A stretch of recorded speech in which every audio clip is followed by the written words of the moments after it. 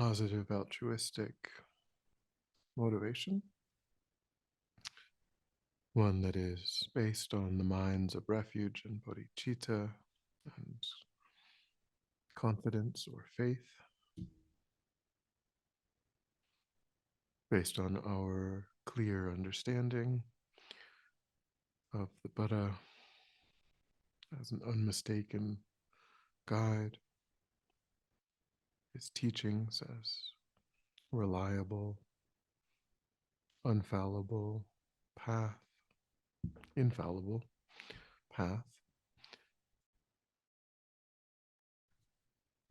one that leads to enlightenment with effort.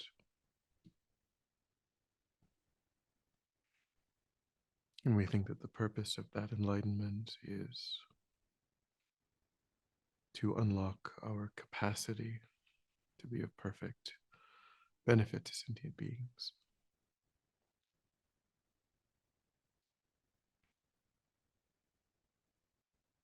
So we contemplate in that way and set our motivation.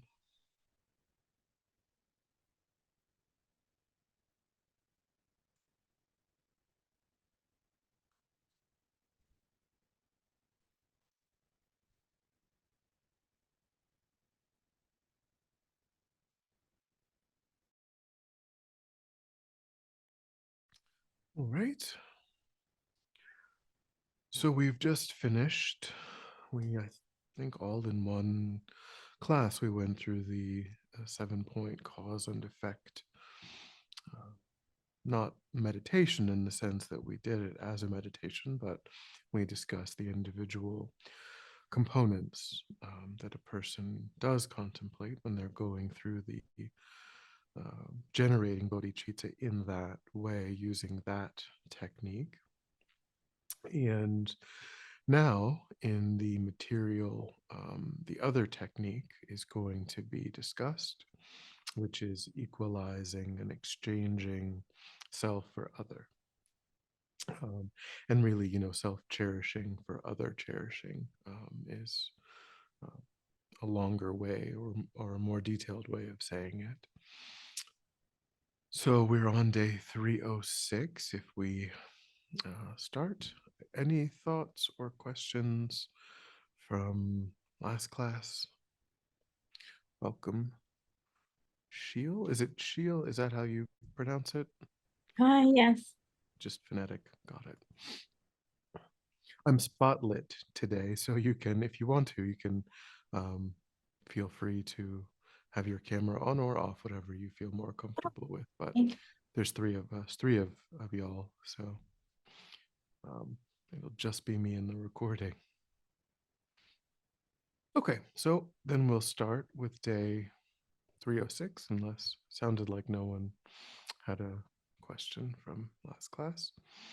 So we begin trying to understand the second method for generating bodhicitta. It's understood, that both methods are effective in generating bodhicitta in a person's mental continuum. Generally, what they say is that the method that we've just covered, the 7-point cause and effect method, is a bit easier for many practitioners. And we'll look at the sort of difference between the two and why, one idea of why that might be, which seems to me is that the 7-point cause and effect meditation is sort of transactional in a way. It's tapping into, and again, this is just kind of my own opinion about maybe why for many people it might be an easier method. It kind of taps into how we normally relate, kind of in the sense that when someone gives us something, we sort of naturally feel like we should repay that they've shown us a kindness, and so we kind of feel like, oh, well, I should show them a kindness. And that's very much sort of the logic of the 7-point cause and effect meditation, because it begins with understanding that all sentient beings have been one's own caregiver, one's own parent, one's own, you know, typically they would say mother, but, caregiver, parent, etc., is the archetype that we're zeroing in on with that. And then we focus on the kindness of that archetype. We so we go through contemplations of that kindness, and then we develop the wish to repay that kindness. And it's true at that point, we kind of broaden that to, but we broaden it really on the basis still that every sentient being has played that role. So it's still kind of through that lens. We do develop great love and great compassion that equally embraces all sentient beings, but it's in relation to the sort of that specific kindness, or that those grouping of kindnesses that we've established apply to every single sentient being. Um, so it's kind of about seeing all sentient beings through that lens. And on the basis of seeing them through that lens, what is it that sort of naturally would arise? As I mentioned, like in Rinpoche Rinpoche's book, he points out that when you contemplate the kindness of that archetype that all sentient beings have played the role of over beginningless past lives, the wish to repay that kindness ought to sort of naturally, spontaneously arise in the mind. One doesn't have to do something else in order for that to happen. And then, really, beyond that, it's just when we develop great love and great compassion for all sentient beings, we recognize that what we've wished for them, which is for them to be happy and to be free of suffering, is something that doesn't characterize their ordinary cyclic existence. And now that we've developed great love and great compassion, we wish that for them. And then we just essentially settle on enlightenment as that which is the solution. It is the antidote to what is plaguing kind mother sentient beings. And it's so we just sort of say, well, there is no other antidote, there is no other solution. So that's what I'm going for. That's what that's going to be the focus of my life, is achieving that antidote to what is the obstacle for all sentient beings. The obstacle isn't, lack of resources or, disease, etc. The problem is cyclic existence itself, and therefore the only antidote is enlightenment, and that is therefore logically the only thing that I can truly wish for sentient beings for whom I have generated great love and great compassion. And so that becomes the focus of one's life. And that entire chain of reasoning doesn't touch directly kind of self grasping or self cherishing, because we are still achieving our own enlightenment, which is going to also take care of all of our own problems. But through that particular contemplation, it isn't specifically addressing, it's focused on our relationship to others and what we want for others and what we're working toward for others. But we can also kind of understand that we're benefiting ourselves too in that process. So it does sort of rely on something that's already integrated into our culture, which is this sort of reciprocal relationship that we have with others. They've shown us a kindness, so now we want to show them a kindness.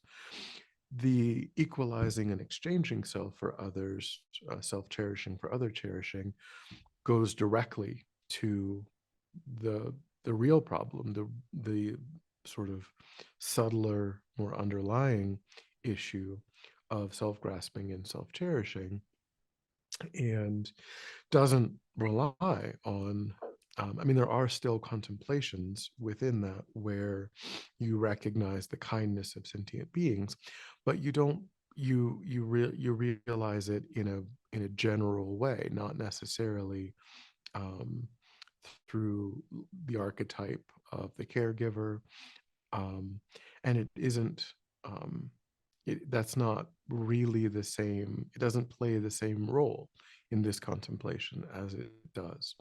Um, so that's why I would say they describe equalizing and exchanging self-cherish, self for other, or self-cherishing for other cherishing, as more difficult, because you have to really start with the self-grasping and self-cherishing that is at the essence of our personality, kind of the coarser levels of our own mind.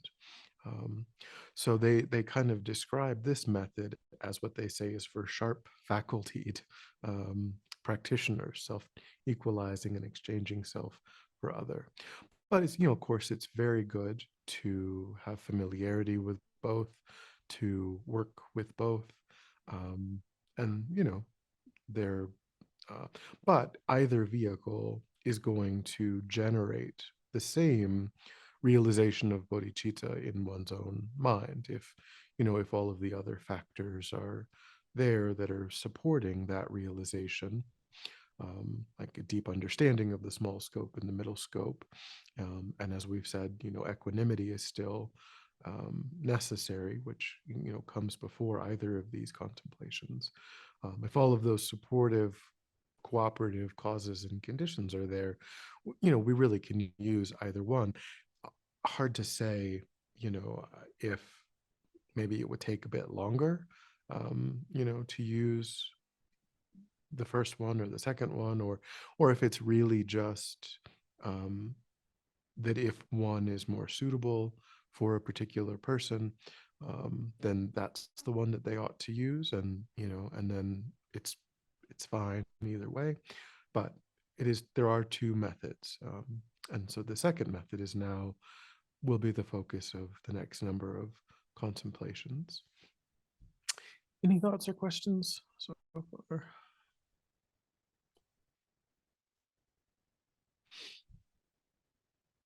Okay, so the quotation for day 306 is, those who really want to realize enlightenment have to forget their own pleasure and completely devote themselves to that of others.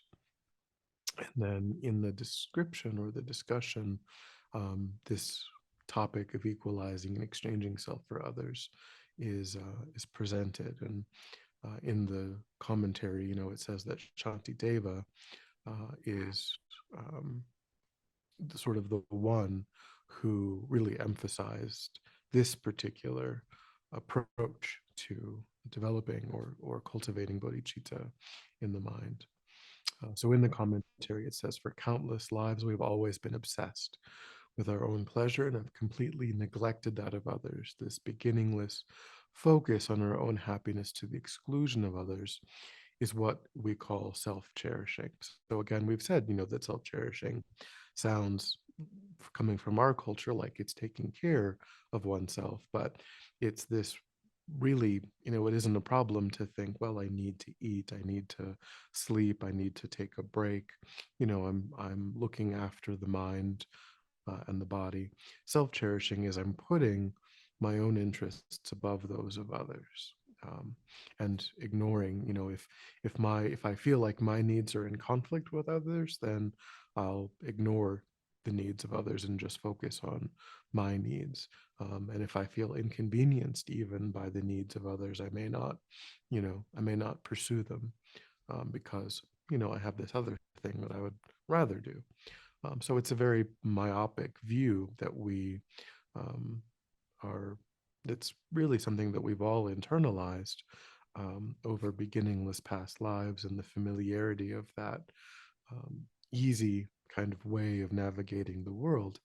Um, and it says, so we have to totally change this attitude to one of greater concern for others' welfare than our own.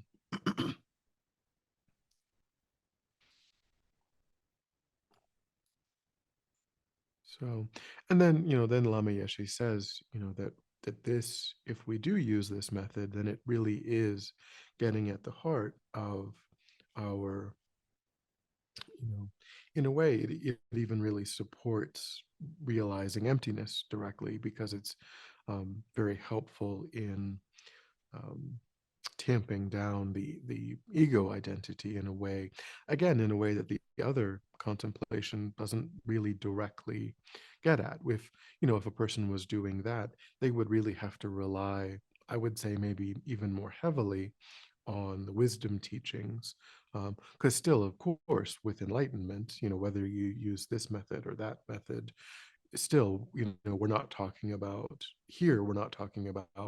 the contemplations that lead to a direct non-conceptual realization of the nature of reality. That's still, of course, necessary. That's the other focus of the great scope.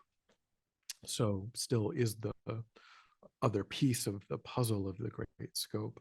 But maybe with this one, because we are focused so much here with the ego identity, our own ego identity, then, and tamping that down by um, turning away from attending to the thought that our own interests and desires are primary and others are secondary, and switching that, then it kind of does some of that work.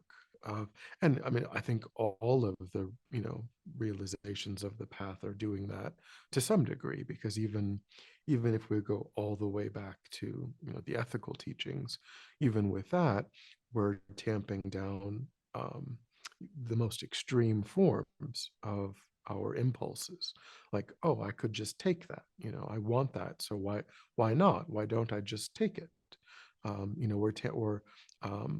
it would be a problem if this other person knew something that I did that I would prefer that they not know. They would act in a way that I wouldn't like, or would be inconvenient. So I'll just deceive them. I'll just tell them something that's false in order to prevent my going through them changing how they would otherwise react or think about me. So we manipulate through deception. So even if we go all the way back to the foundational ethical teachings, those are tamping down the most extreme manifestations of our ego, of our um, this idea that we are at the center of the universe, and we can kind of just do whatever we want to get what we would prefer. So really, all of the realizations are creating the causes and the conditions for realizing emptiness directly, because they're all affecting the very tight, very concrete way in which we've constructed our ego identity. But this particular one seems like, because it's confronting that in a very direct way, that it's, maybe even a little bit more effective in certain ways for creating that foundation. Okay, so that's day 306, the first contemplation on this method. Still, any thoughts or questions? Yes, Shio, and then David.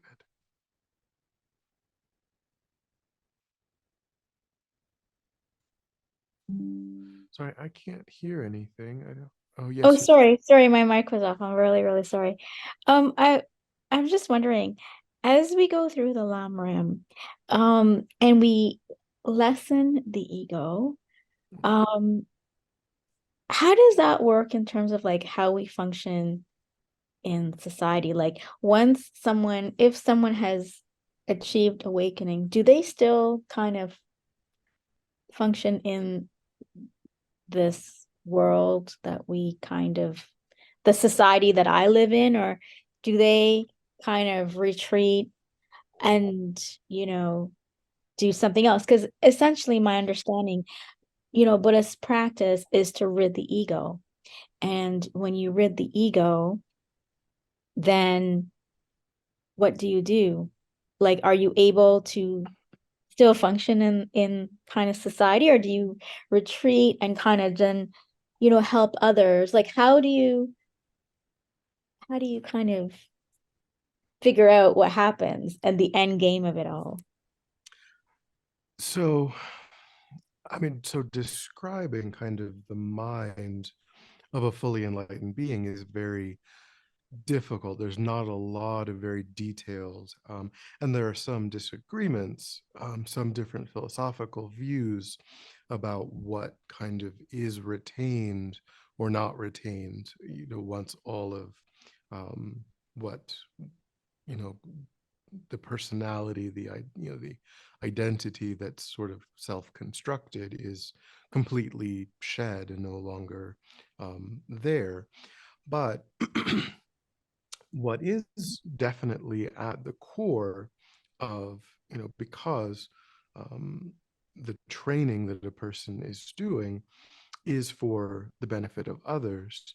So if it's in this tradition, if it's full enlightenment that a person is striving for, and then they achieve that full enlightenment, then they um, they do work, they do use that state to be of benefit to sentient beings indefinitely. That's still kind of the primary um, essence of what is there, and it happens naturally and spontaneously without. So the idea of like how much personal agency, how much is kind of retained, that's, again, there's sort of different philosophical views on that, but you don't really need personal agency to recognize that something is, causing pain and generating the wish to do something. If your mind, like the mind of a fully enlightened being, pervades all of time and space and is able to directly cognize the minds of all other beings without a dualistic perception of, this is me and this is not me, which is shed, during that process. Um, just in the same way that when, you know, the analogy that, we've used before, and the sort of the traditional analogy is that the right hand of the body doesn't question its being used to put a band-aid on the left hand of the body. There's nothing wrong with the right hand of the body. It's perfectly fine. It could just kind of do, it could, you know, it's perfectly happy to not be doing that, in theory, but naturally, spontaneously, without question, um, you would use the wish to be rid of that pain is there simply because the mind observes that pain, and the mind doesn't view, doesn't think, well, you know, this is the problem, and this is, the problem is here but not there, and so I don't need to bring, all of that, you just naturally would bring all of your resources, all of your body and mind together naturally and spontaneously to work for, even though it's just one small thing. So that kind of awareness is there, and the wish to alleviate that, any suffering and any lack of um, perfect happiness, perfect enjoyment is there. So without thought, without, conceptualization, enlightened beings work naturally and spontaneously. And certainly, as with the example of the Buddha, who was also, one fully enlightened being, they certainly can interact with ordinary sentient beings. Um, the that Of course, their mind is in an example like that, the actual enlightened being. There's a quotation from the Buddha, though, like, those who have known me by my form have not known me, because it's the enlightened mind of that being that really is what is the enlightened being, and that particular form body is just an emanation of that enlightened being. And again, that's so but of course, we know the Buddha had no problem being in the world, being able to understand what was being said and could respond. Um, so they certainly retain, the ability to interact in that way when they do emanate in the kinds of forms that we are capable of being in relation to. So the Buddha is one example of a kind of emanation that is part of that natural, spontaneous process that enlightened mind is engaging in. And it was done because we can't interact with anything except something like that. We as ordinary beings have no capacity to interact except with that sort of emanation. So enlightened mind, definitely, we can see from historical examples, is capable of manifesting in ways that ordinary sentient beings directly can benefit from. Enlightened mind also can benefit or manifest in what's called the Sambhogakaya aspect, which is not accessible to ordinary sentient beings, but is accessible to beings of high meditative realization and skill. And there are benefits for those kinds of, and that is a class of being that all have achieved that. And so enlightened mind also would want to, if they can be benefited by even something more powerful, then of course enlightened mind would also manifest for them, because they can do that. They can engage in that. So they wouldn't leave that class of sentient beings without a way of, without a form that they could use to receive benefit. But then you have the Dharmakaya mind. And even in the Dharmakaya, aspect, you have, benefit. There's emanations that are appearing and so on, that are working to benefit sentient beings. So all of these bodies of a Buddha, are appearing in various places where there are ordinary sentient beings and doing, whatever is necessary, whatever they can do to ripen the minds of ordinary sentient beings. And every sentient being needs different, we need different things sometimes. So different manifestations can arise to reach different kinds of beings. Um, so definitely in terms of fully enlightened beings, um, they're just constantly creating emanations that are geared toward um, being of benefit to all of the different kinds of ordinary beings. Um, and again, like I say, they're able to do that without needing the ego identity of, like, today I think I'll do this and yesterday I did that. And it just kind of flows, because um, that kind of clarity and awareness and the expansive nature of enlightened mind is observing um, what needs to be done and just is doing it.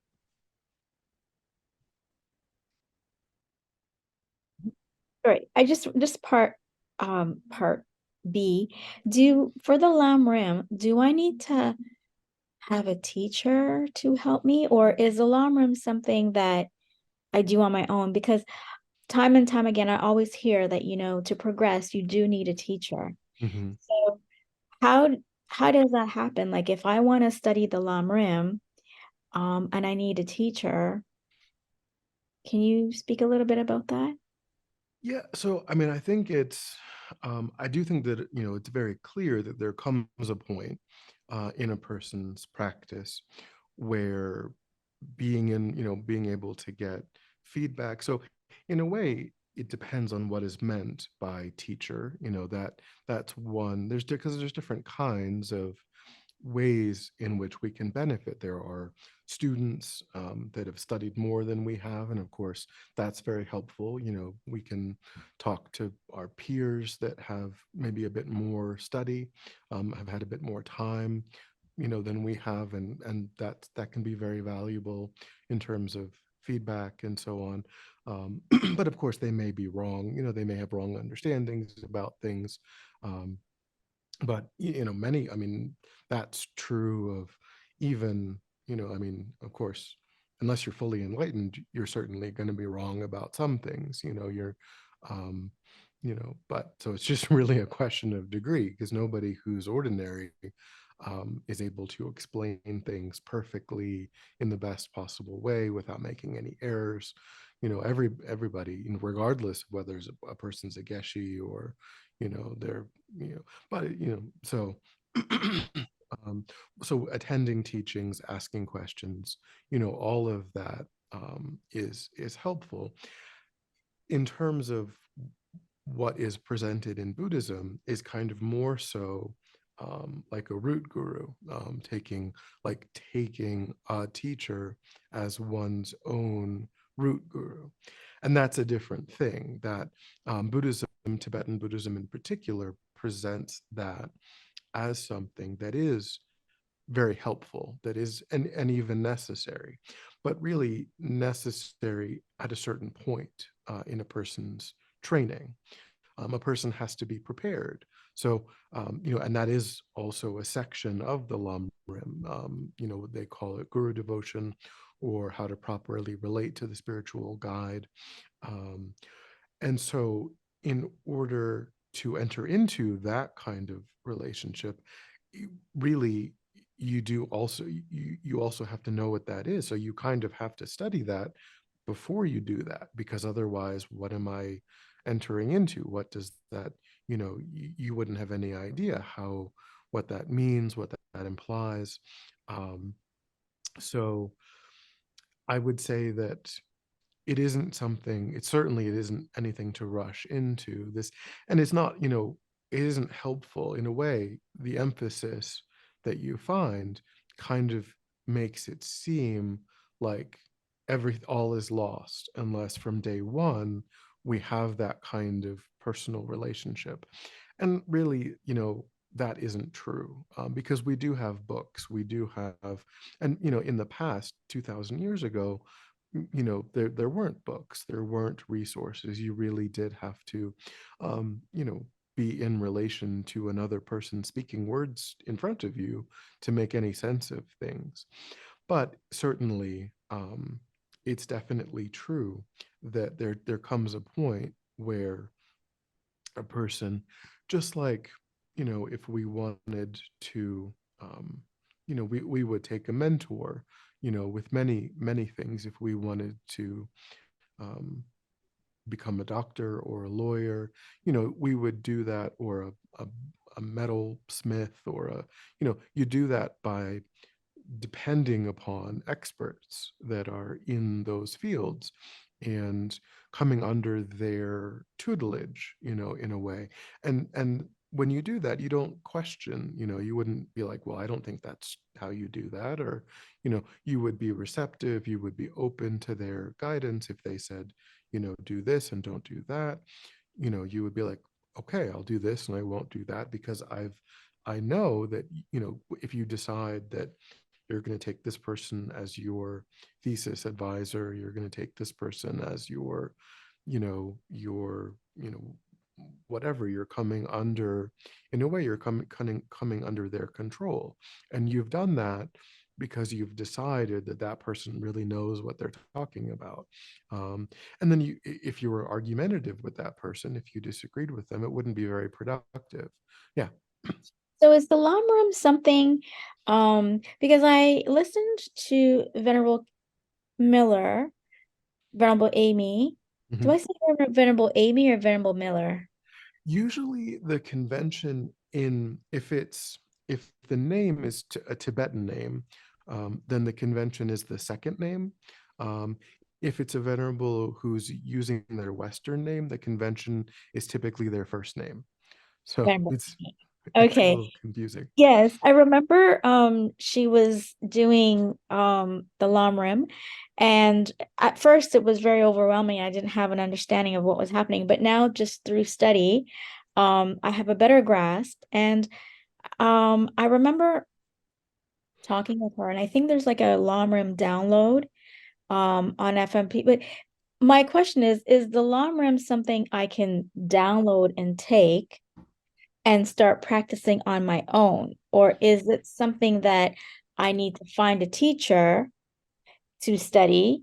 But what I'm understanding from you is within the Lamrim, it seems like there comes a certain part of the Lamrim where it's like Tantra practice or like Vajrayana, Tantric, Guru. We get there. Like, is that what I'm understanding? So the Vajrayana teachings are actually completely separate from the Lamrim. The Oh, Lamrim okay. is only the Buddha's sutra teachings, his public discourses. Um, Okay, so a person uses the Lamrim to become qualified to engage in Vajrayana, to engage in got it. practicing the tantric teachings. Um, but it's more so that having a root guru is helpful with regard to everything.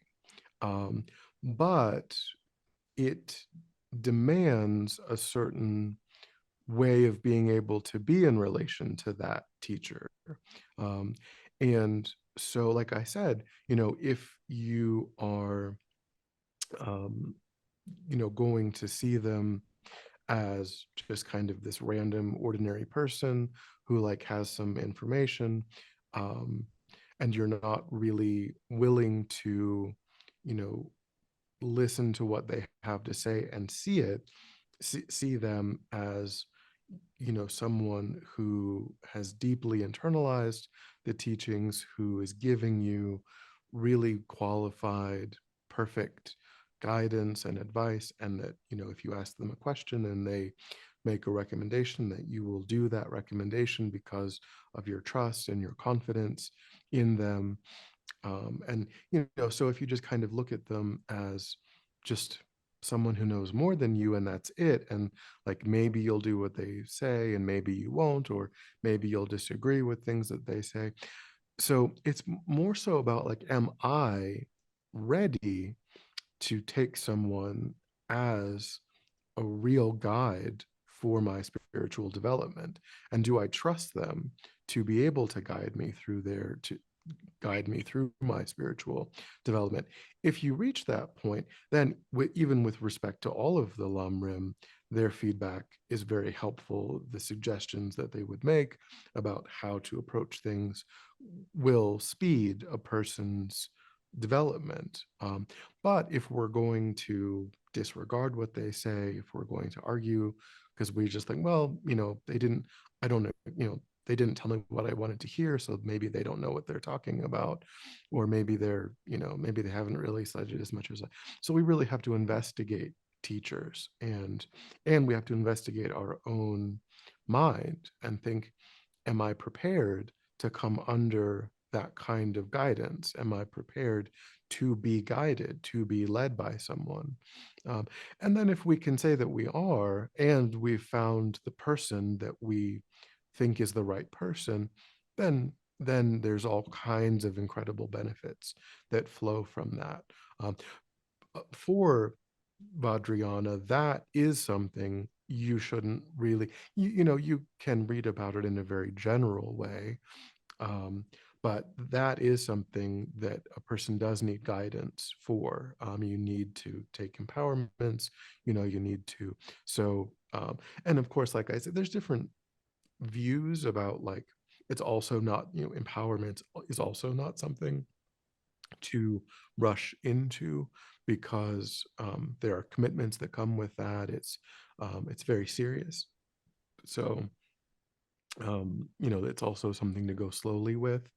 But there's different views about how long a person should wait and so on, and that has kind of changed over the centuries. About it used to be that they would only give tantra to very, very few people who were highly, incredibly qualified, maybe have already seen emptiness directly and so on. And so I mean, very, very high.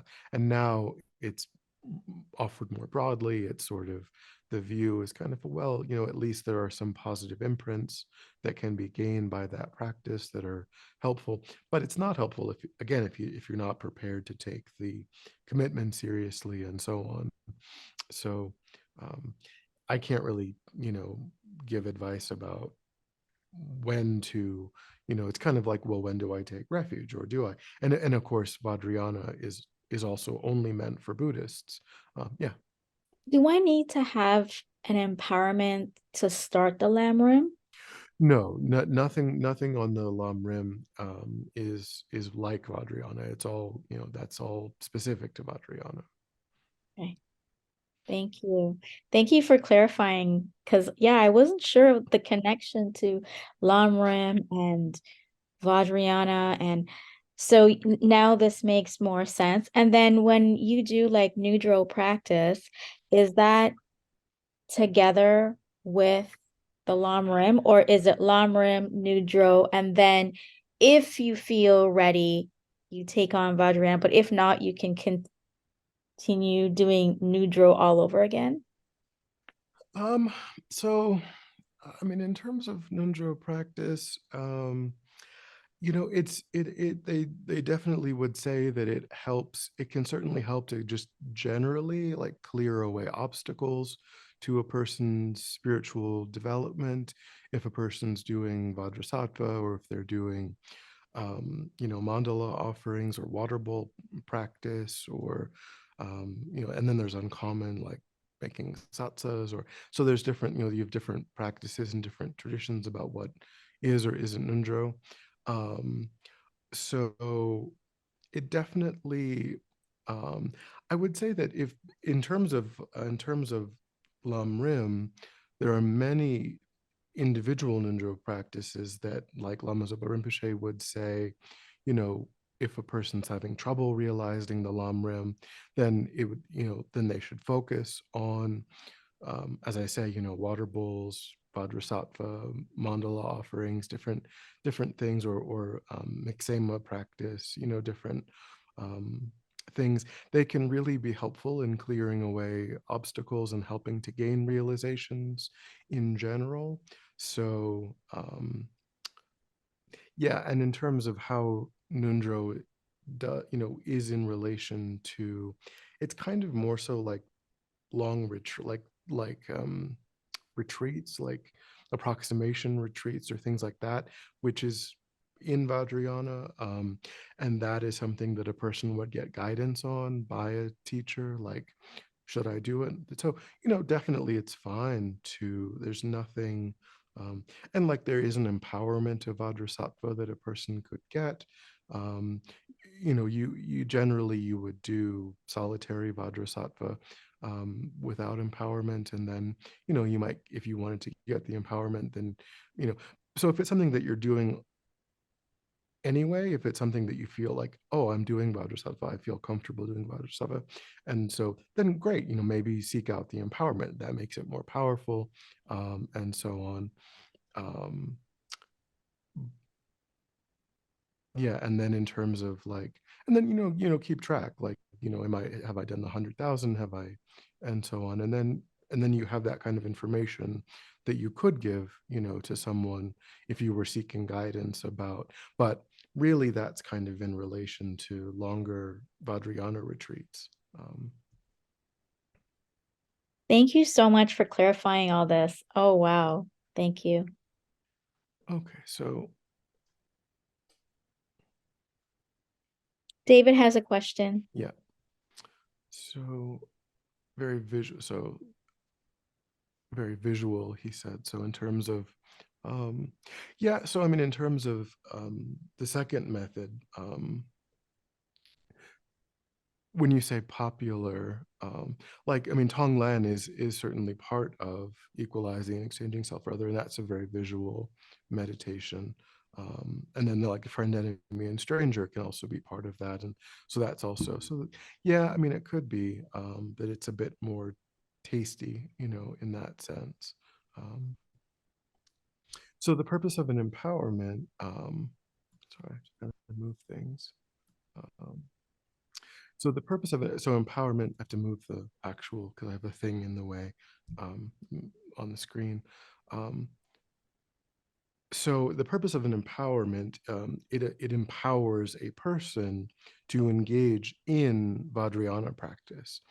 If a person doesn't have the empowerment, then they aren't empowered to start or to engage in the practice. Um, and so with some things, it just changes. There are some practices. Um, Generally, for example, there's different levels of empowerment, different levels of Tantra. Um, in the West, for the most part, usually you find either action Tantra or highest yoga Tantra empowerments that are given. Those are the two classes. There are four classes of Tantra, but empowerments that you find in the West typically are one of those two. It's all it's true that there are ways of doing most action or many action tantra practices that you could do without the empowerment. And then if you have the empowerment, the generally the way in which that changes is you are able to actually do what's called arising as the deity. So tantric practices are all done in relation to visualizing enlightened beings, like Tara or Avalokiteshvara or Vajrasattva. Different, there's dozens and dozens of different practices. They all involve visualizing the enlightened being.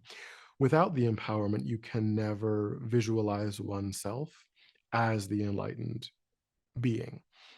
With certain empowerment, and it can also kind of depend on which empowerment, and not all so they may say, but generally, most of the empowerments allow you to visualize yourself as the deity at the end of the practice, to arise as the deity. So you want to maybe make, be clear on that if you're going to an empowerment, and just make sure that that's true about the empowerment.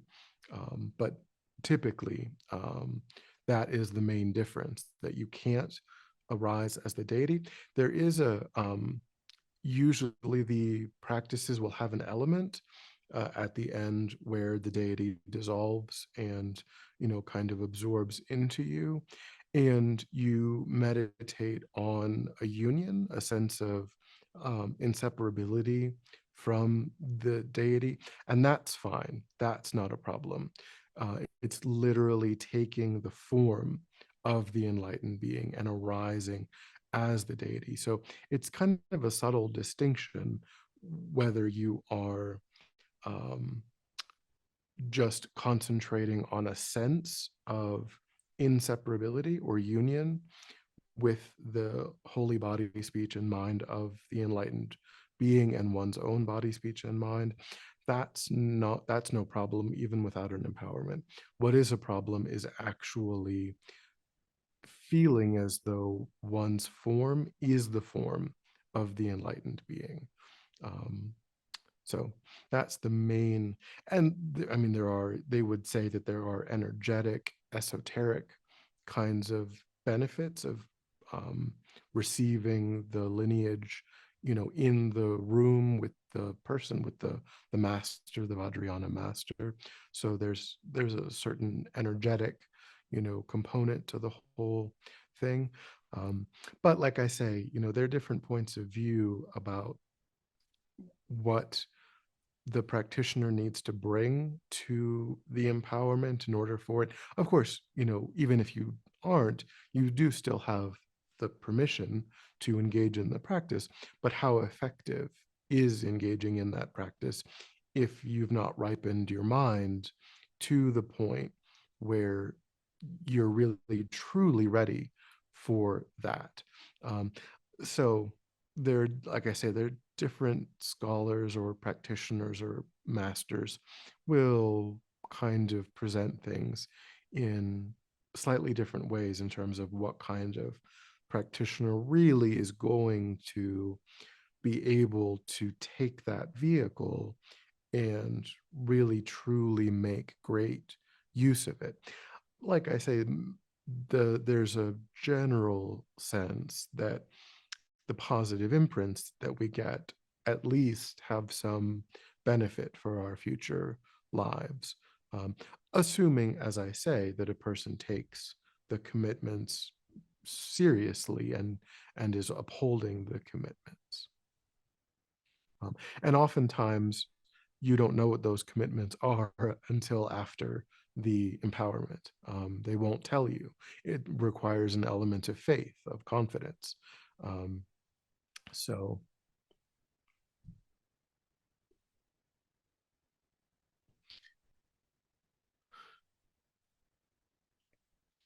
okay. So, we have a few minutes. I think we can maybe mistakenly. So yeah, Tonglen, it is part of the overall. We'll see. We're going to go through equalizing and exchanging self for other, and we'll see that it's one of the contemplations. It's not the whole thing, but it is part of this method. So I think we can cover day 307 because it talks about the quotations we need to attain both relative and ultimate bodhicitta, the quotations by Lama Zopa Rinpoche. And so in here, he talks about relative and ultimate bodhicitta is the point of this contemplation, and saying that we need to attain relative and ultimate bodhicitta.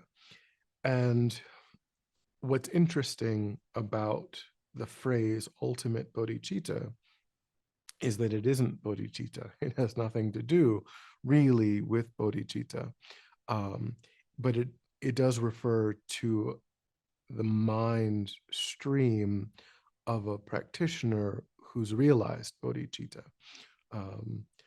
So relative bodhicitta or conventional bodhicitta is, and this contemplation doesn't break down the two types of conventional bodhicitta, so we won't really address that here.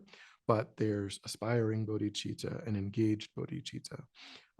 Those are both part of what's called conventional or relative bodhicitta. But that all of that is everything that we've been talking about: the wish to achieve enlightenment in order to be of benefit to all sentient beings, and then by default to bring all sentient beings.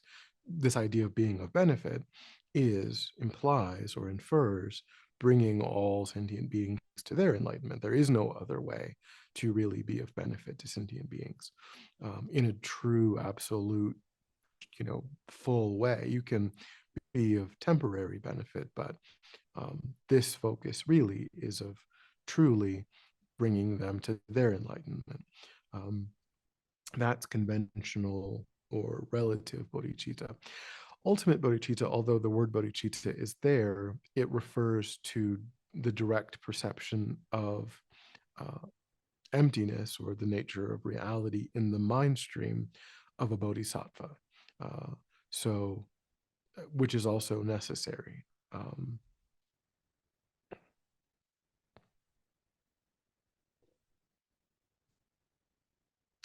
so, and then he points out that Lama Tsongkhapa, in common with many other lamas, began with relative bodhicitta and then explained ultimate bodhicitta, emphasizing the importance of this sequence in order to skillfully lead the disciple's mind to enlightenment. So in that way, Lama Zopa is talking about how these great masters are helping us with this particular sequence, because it's true, that they'll say that some practitioners will realize emptiness before they realize bodhicitta, and some practitioners will realize bodhicitta before they realize emptiness. But there's, in this way, I guess what Lama Zopa is saying is that perhaps there's a real benefit to emphasizing becoming a bodhisattva.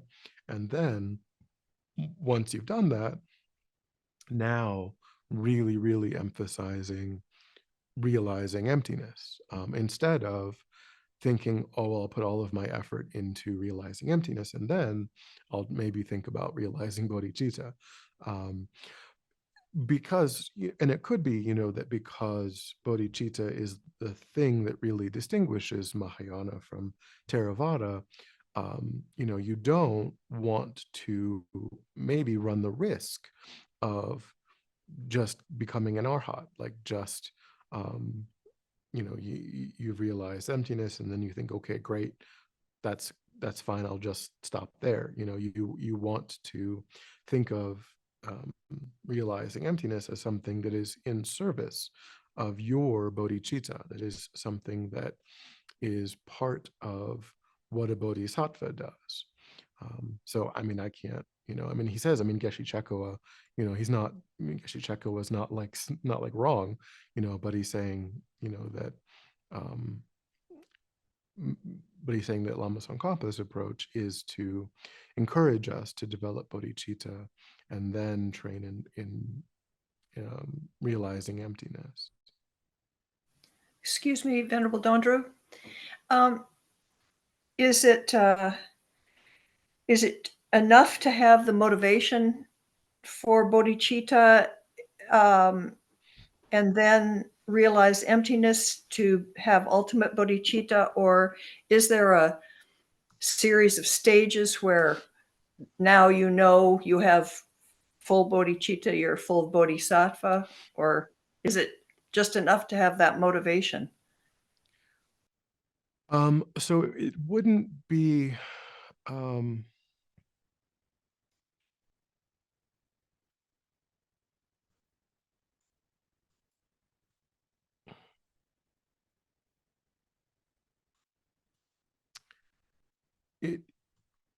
you would need to actually be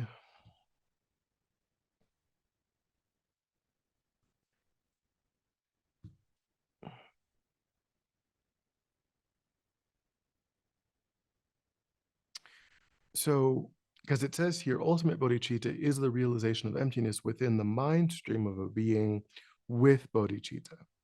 So to say that that mind stream has bodhicitta really means that you actually have a direct realization of bodhicitta. You That's what it seems to me. You couldn't really say that there's bodhicitta in your mental continuum, um, unless you truly have a meditative realization of bodhicitta. And so distinguishing between like someone who has a lot of admiration for bodhicitta, or um, versus someone who's directly realized it, I would say, because it's a great scope realization, I would say that a person would need to have really deep renunciation in their mind, which is on the middle scope. And essentially, a bodhisattva would be someone who every action of body, speech, and mind, 24 hours a day, 7 days a week, is only directed at achieving enlightenment for the benefit of sentient beings. If a person can validly say that, then I would say that they are a bodhisattva. So, of course, it's a great scope realization. It comes, it is, a person enters the bodhisattva grounds and paths at that point, and and on the basis of the bodhisattva grounds and paths, they become a Buddha. So it's a very, very high realization. So I don't think that a person would have ultimate bodhicitta in this sense. A person absolutely can have a direct realization of emptiness without bodhicitta. Arhats do that. The Theravadan practitioners directly realize emptiness, and there's nothing about bodhicitta in their training. But to say that a person has ultimate bodhicitta, I think, requires the actual full meditative realization of bodhicitta in their mind stream. Thank you. Any other questions before we? Yes. You're muted again. Sorry. I'm really grateful for Cameron for bringing up that question, because that was my question. Also, I wanted to understand. So I'm a very linear person, and I think in the beginning everything was just very overwhelming. But now I think the more I listen, the more my mind is able to then unpack what I've heard, and it becomes more manageable to hear. So I want to understand, like, okay, I study the Lamrim, and it'd be good to have a root teacher, but it doesn't necessarily, you don't need to, up until a certain point. There's definitely a community of practitioners that could support you with the Lamrim. And then in terms of bodhicitta and what is it? Emptiness. And you're talking about in the Theravada tradition, I suppose they don't have the bodhicitta piece, or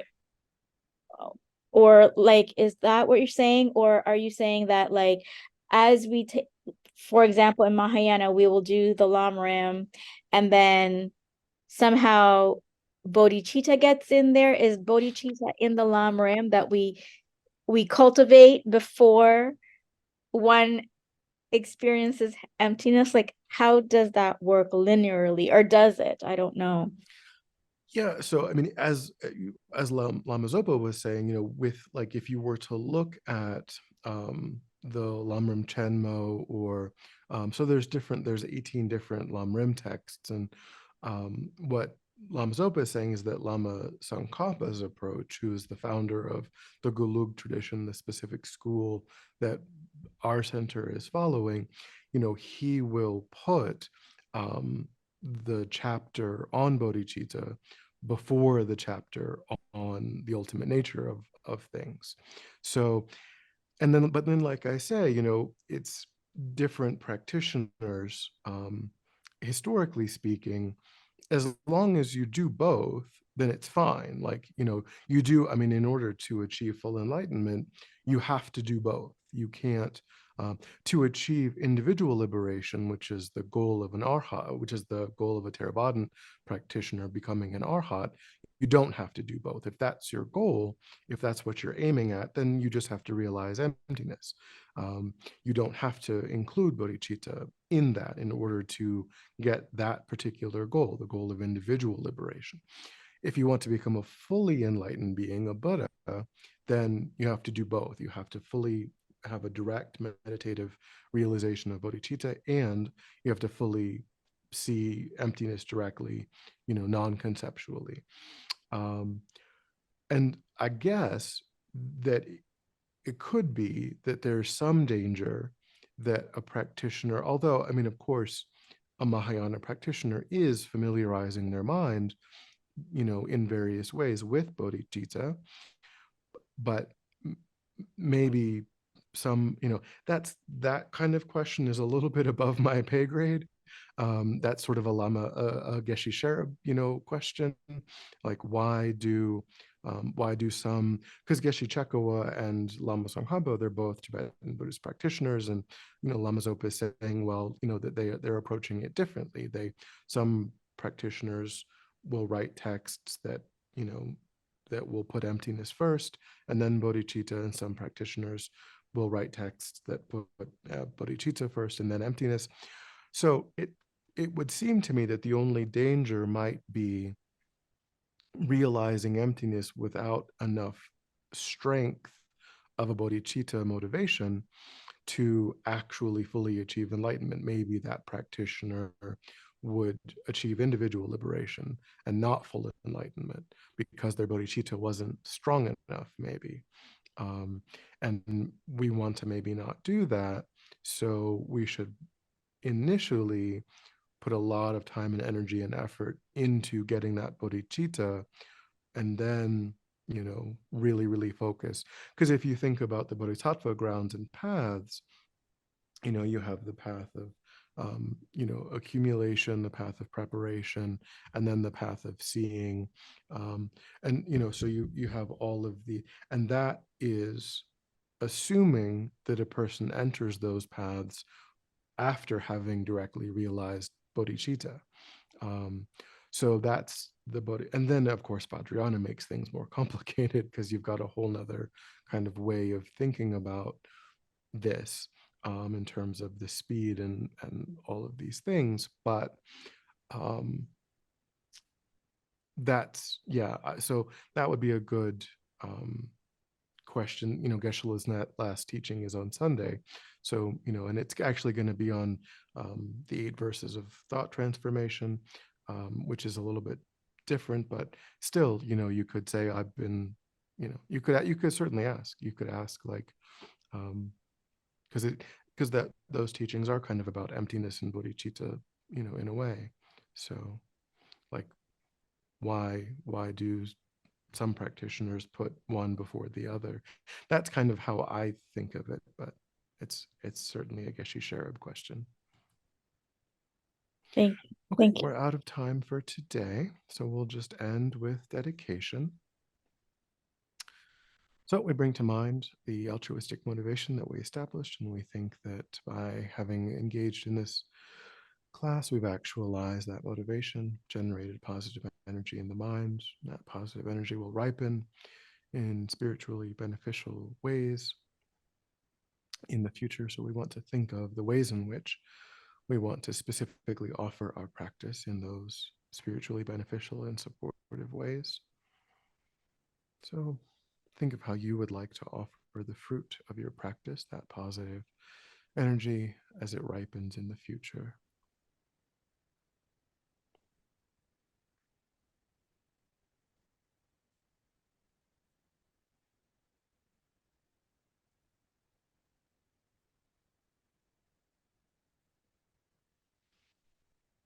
All right. So we will pick it back up on Thursday.